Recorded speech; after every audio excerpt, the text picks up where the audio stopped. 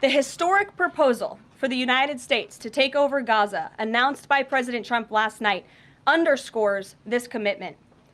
Insanity is doing the same thing over and over again and expecting different results. President Trump is an outside-of-the-box thinker and a visionary leader who solves problems that many others, especially in this city, claim are unsolvable. We've already seen the results from President Trump's bold peace-through-strength diplomacy on the world stage. The president has spent basically his entire public career criticizing foreign entanglements, nation building, sending American troops to fight abroad, particularly in the Middle East. This plan seems like it could ultimately involve all of those things. Can you explain this reversal and how building and owning Gaza squares with America First foreign policy? I would reject the premise of your question that this forces the United States to be entangled in conflicts abroad. The president has not committed to putting boots on the ground in Gaza. He has also said that the United States is not going to pay for the rebuilding of Gaza. His administration is going to work with our partners in the region to reconstruct this region. And let me just take a step back here, because this is an out-of-the-box idea. That's who President Trump is. That's why the American people elected him. And his goal is lasting peace in the Middle East for all people in the region.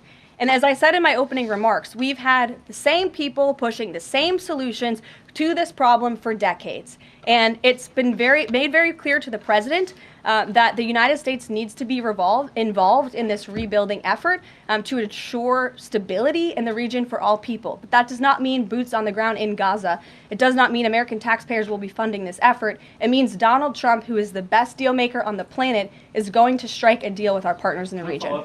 He did not rule out American troops in Gaza last night. Are you doing that now? I am saying that the president has not committed to that just yet. He has not made that commitment, and you know that. So why not rule out the idea of committing U.S. troops? Why not rule out troops? Because I think the president is very good when he's making deals and negotiating not to rule out anything, because he wants to preserve that leverage in negotiations. And so I think that's what he's doing here. Is there a written plan based on the president's proposal for Gaza? And if so, when was it drafted and who had a hand in that?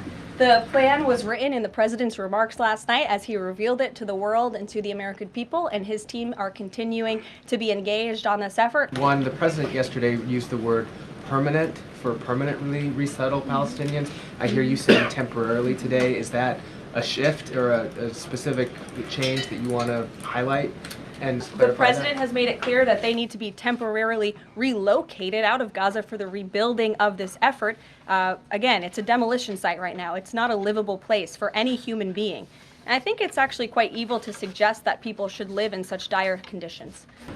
When the president announced his taking over Gaza policy yesterday, was Netanyahu aware of this, and what was his reaction when Trump presented that idea to him? I won't get ahead of the president's discussions or negotiations on your first question about what would be offered. I think the president's made it clear that he expects these nations in the region to step up and to accept Palestinian refugees who will be temporarily relocated for the rebuilding of Gaza. As for whether Prime Minister Netanyahu was aware before the president's remarks, he was indeed. I wasn't present for that reaction. But again, this is something the president has been socializing and thinking about for quite some time.